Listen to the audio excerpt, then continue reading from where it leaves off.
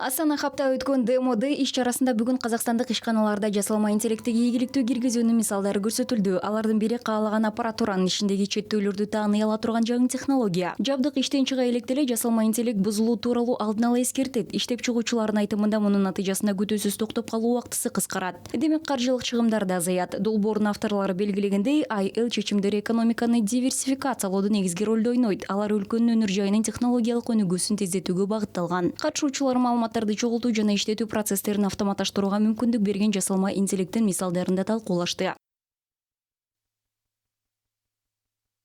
Статистика маалиметтерине жүгүнсөк, былтыр цифрландыруу. Статистикалык маалыматтарга ылайык өткөн жылы автоматташтыруу үчүн санариптик куралдарды киргизген ишканалардын үлүшү 19% түздү. Быйыл аны 23%га чейин көбөйтүүнү пландаштыруудабыз. Санариптештирүү өнүгүүдө, бирок жасалма интеллект технологиялары азырынча жаңыдан гана киргизилип жатат. Жасанды интеллект кирди деп айтууга али эрте. Биз жасалма интеллектти киргизүүгө дээрлик даяр болгон инфраструктураны түздүк. Эң биринчи мисал албетте каалаган токен металлургиялык комплекси жана жер казынасын пайдалануу геологиядан башталат. Бүгүн биз жез казган шаарында геологиялык кластердин курулушун аяктап жатабыз. Ушул кластердин базасында эң заманбап инструменттер, анын ичинде жасалма интеллект дагы жайгаштырылат. Ошондо биз генди тезирээк жана эффективдүү талдап, гендерибизге болжолдуу орду бере алабыз.